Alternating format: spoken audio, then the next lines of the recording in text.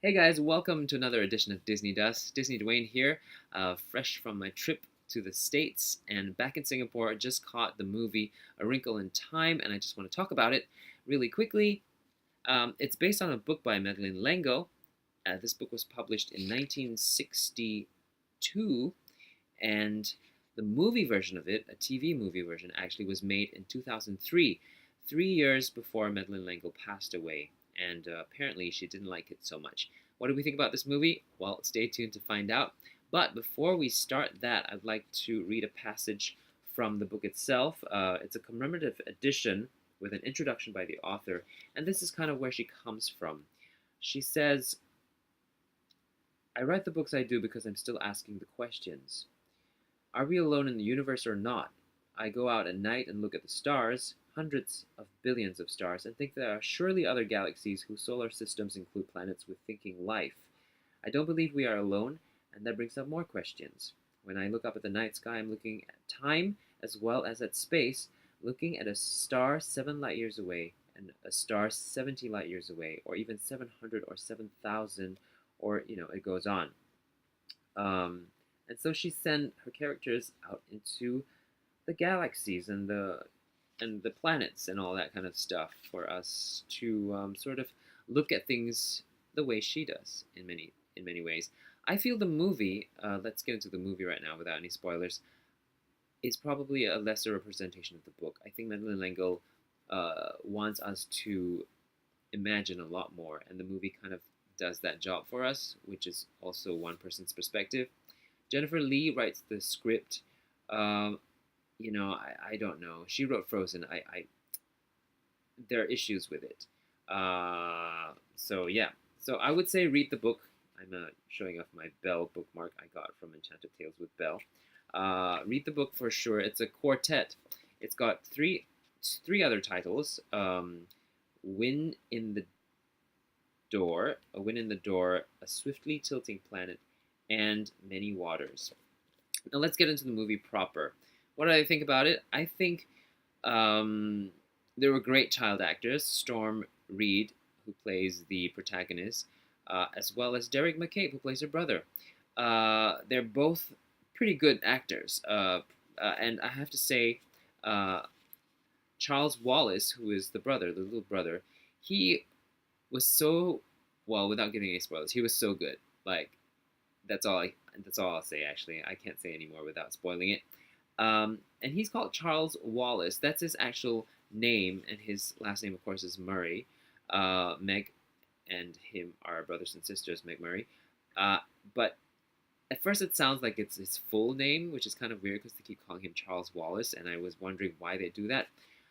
Little known fact, I think I actually looked up right here on the first page. It says here, this book is dedicated to a Charles.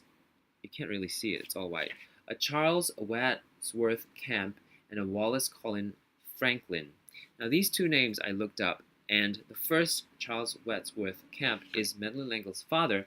Wallace Colin Franklin is uh, her husband's father. So this combination of Charles and Wallace comes from the two of them actually. So it's very special, and I'm sure it has to do with the relationship with Meg and her dad in this story a lot too. I mean, I'm sure she draws so many parallels from that her relationship with her dad. Um, what else did I think? The friend in the movie, the boy, the love interest, so called, is very extra. No, I mean extra by just unnecessary.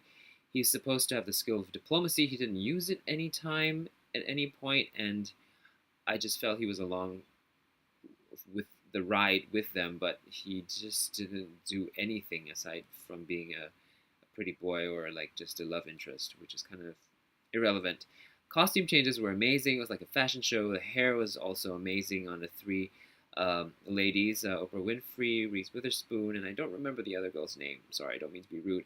But it was amazing. And of course, racially, it's very, very well represented. You have Asians, you have black, white people, and it was kind of like a nice little thing to have, even though the book itself wasn't, there really isn't a racial specification for any of these characters. Um, A lot of the movie I felt was very metaphorical. It really sometimes didn't really make a lot of sense because you probably just have to give it sense yourself.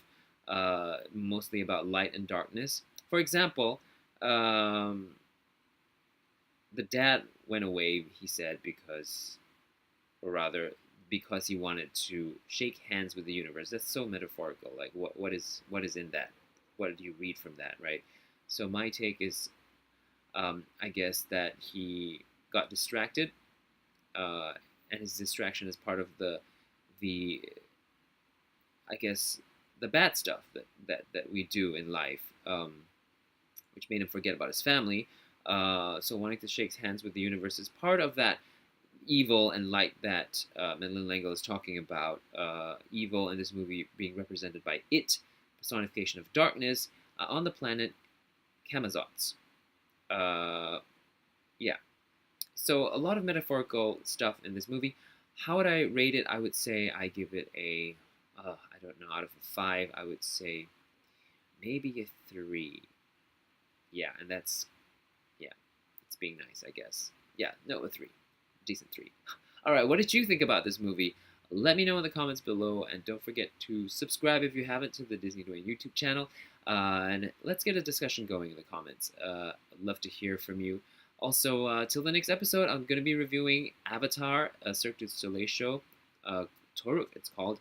And also, there'll be lots more videos coming up. I just did an interview with Tim Hughes from Frozen on Broadway. An interview with Aaron Wallace is coming up as well. He's a podcaster and the author of the Thinking Fans Guide series books. Lots more adventures at Walt Disney World, as well as the Disney Wonder, which is a cruise ship, all here on this channel. So, till the next time, take care.